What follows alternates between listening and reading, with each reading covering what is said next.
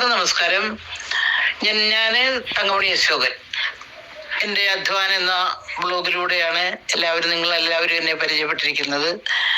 Retired ആയിട്ടുള്ള ഒരു അധ്യാപികയാണ് ഞാൻ. കുറച്ച് പ്രായമൊക്കെ ഉണ്ട്. അപ്പോൾ ഗ്രൂപ്പിൽ ഇതിൽ വന്നതിന് ശേഷം ഇതുമായിട്ട് എനിക്ക് കൂടുതലായിട്ട് ടച്ച് ഒന്നുമില്ല. പക്ഷെ എന്നാൽ ഞാൻ അതിനു വേണ്ടിയിട്ട് പല ശ്രമങ്ങളും നടത്തിക്കൊണ്ട് അധ്വാൻ ബ്ലോഗ് മുന്നോട്ട് പോയിക്കൊണ്ടിരിക്കുകയാണ്.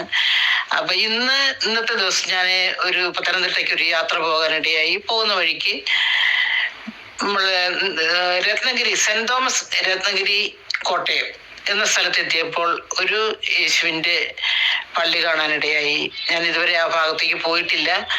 പക്ഷേ കണ്ടപ്പോൾ എനിക്ക് ഭയങ്കര ഇഷ്ടമായി. നല്ല ഒരു അന്തരീക്ഷം ആയിട്ടുള്ള ഒരു പള്ളിയാണ്. നിശബ്ദതയാണ്.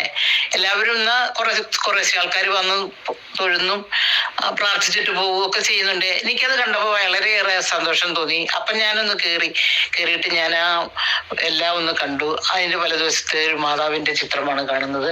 AD 1958 ഈ പള്ളി അവിടെ നിർമ്മിച്ചിരിക്കുന്നത്. നല്ലൊരു യേശുക്രിസ്തുവിന്റെ പള്ളിയാണ്. ഒരു മാതാവിനെയും അവിടെ കാണാനുണ്ട്. നല്ല നല്ല മരങ്ങളും നല്ല നല്ല കെട്ടിടങ്ങളും ആരെയും ആകർഷിക്കുന്ന ഒരു അന്തരീക്ഷമാണ് എനിക്ക് അവിടെ കാണാൻ പറ്റിയത്. നിങ്ങളെല്ലാവരും ഏതൊരു മതസ്ഥരായാലും അവിടെ പോയി അത് കാണണം. അവിടുത്തെ കാര്യങ്ങളെല്ലാം ശ്രദ്ധിക്കണം, അനുഗ്രഹം വാങ്ങണം. നല്ല ഏതൊരു വ്യക്തികളും ഈശ്വര വിശ്വാസി ആയി മാറുന്ന ഒരു അന്തരീക്ഷമാണ് നമ്മൾ ആ പള്ളിയിൽ കാണാൻ പറ്റിയിരിക്കുന്നത്. അത് വളരെ സന്തോഷത്തോടു കൂടിയാണ് ആ വിവരം ഞാൻ നിങ്ങളെ അറിയിക്കുന്നത്. ഇത്രയുമാണ് ഇപ്പം എനിക്കതിനെ കുറിച്ച് പറയാനുള്ളൂ. എല്ലാവരും പോകണം, കാണണം.